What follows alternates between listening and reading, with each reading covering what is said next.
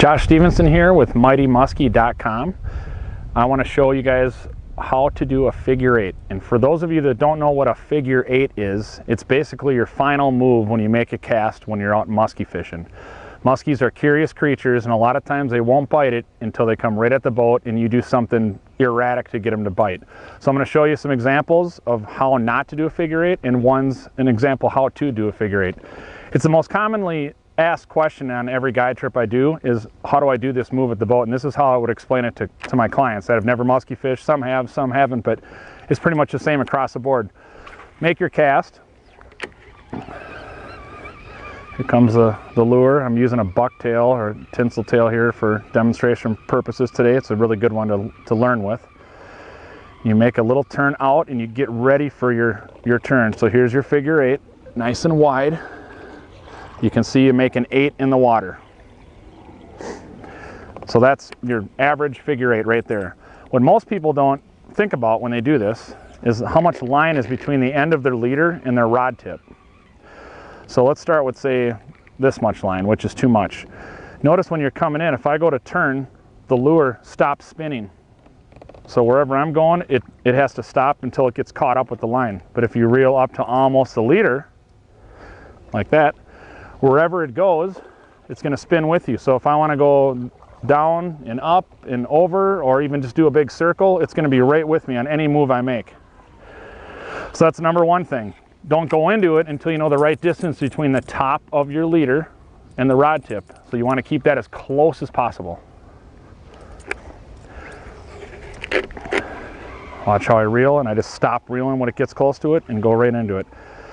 Another common mistake people make is they're too sharp on it. And if you think about a big muskie and how they turn, everything's got to be wide, because they're not like a sunfish that can just turn on a dime. You can take something with a smaller fish or even a bass and they can turn and grab it. Muskies have to turn in a bigger, wider circle, especially the bigger they get.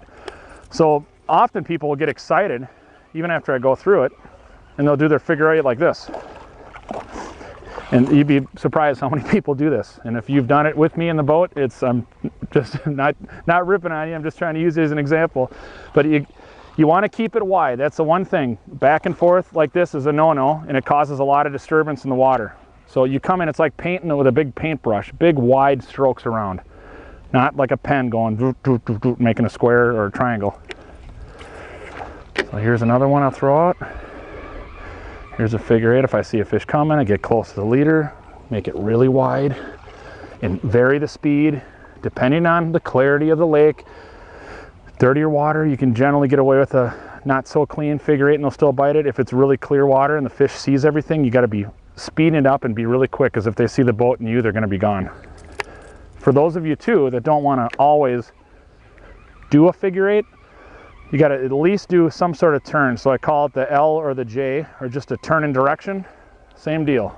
Just do something fast and quick. Leader comes close to the rod tip. Just make your turn. You should at least do that every cast. But if you see a fish, keep it going on the 8 and never take your lure out of the water under any circumstance ever. That's the one mistake that happens more times than anything. People will stop reeling. They'll see a huge muskie, and they'll tell me, look, there it is. I'm like, yeah, keep reeling, keep the rod in the water. You're not going to catch him. He's not going to jump in the boat. So you always want to have a move in your back pocket. So it's last call. Here comes a muskie. We got one following. There's not one following right now, literally, but let's say there is. What are you going to do when you see that fish? Have something in your back pocket.